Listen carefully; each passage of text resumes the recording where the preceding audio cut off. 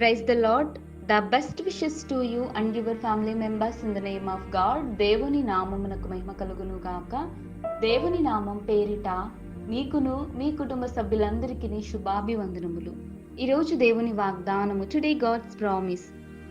నా యందు విశ్వాసం ఉంచువాడు ఎప్పుడూను దప్పిగొనడు. యోహాను సువార్త 6వ అధ్యాయం 36వ వచనం. He who believes in me will never be disappointed.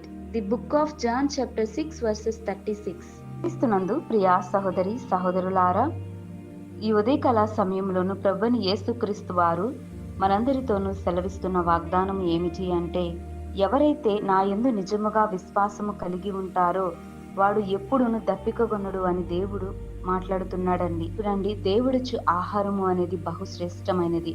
అది పరలోకం నుంచి తండ్రి అయిన దేవుడు పంపి ఉన్న ఆహారము. అది ఎంతో శ్రేష్టమైనదండి. చూడండి, ఆ ఆహారము అనేది తినుటకు దేవుని యందు విశ్వాసం ఉంచిన వారు మాత్రమే దప్పికగొనడు అని దేవుడు అంటున్నాడు. చూడండి ప్రియులారా, ఈ లోకంలో చాలా మంది మనుషులు తన ఇష్టానుసారముగా జీవిస్తూ దేవునిని మరచి, దేవుడు చేస్తున్న మేలులను ఉపకారములను బట్టి దేవునికి స్తుతించకుండా, దేవునికి కృతజ్ఞతాస్తుతులను అర్పించకుండా తమ ఇష్టానుసారముగాను సొంతగా నిర్ణయాలను తీసుకుంటూ జీవిస్తారండి. అజ్ఞానుల వలె బ్రతుకుతుంటారు. తినటము, సుఖించటం వంటి పనులు చేస్తుంటారు. దేవునిని ఆరాధించటం మరిచిపోయి బ్రతుకుతూ ఉంటారు. అజ్ఞానుల వలె జీవిస్తున్న సమస్త జనులారా, నా యొద్దకు రండి.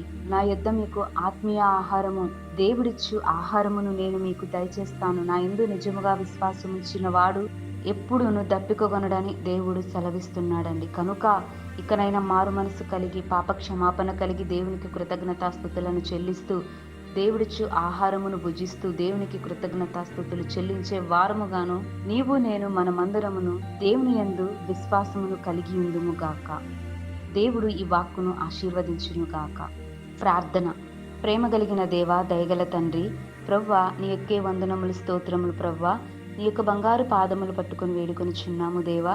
ఈ ఉదయకాల సమయంలో ఈ వాక్యం ద్వారా మాతో మాట్లాడేది, వాక్కును మా హృదయంలో భద్రపరచుకొని ప్రవ్వా, ఎందరైతే వాక్కు వింటున్నారో అందరి జీవితాలలోనూ ఆశ్చర్యకర మేలులతో నింపండి. ప్రభువా, నీకు కృతజ్ఞతాస్తుతులను చెల్లిస్తూ నిన్ను ఆరాధించే వారుగా సహాయము దయచేయండి.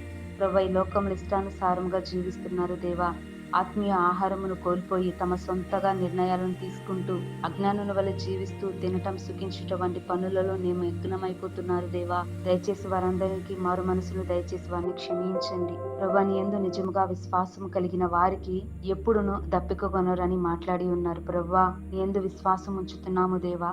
విశ్వాసం ఉంచిన ప్రతి ఒక్కరిని మీరు జ్ఞాపకము చేసుకోనండి అయ్యా. సహాయము దయచేయండి, మంచి ఆహారమును దయచేయండి. ప్రవ్వా, మీరే ఆశ్చర్యకరమైన మేలుతో ప్రతి ఒక్కరిని తృప్తిపరచమని యేసయ్య అతి పరిశుద్ధ నామమున వినయంగా ప్రార్థించి వేడుకొంచున్నాను తండ్రి. ఆమేన్.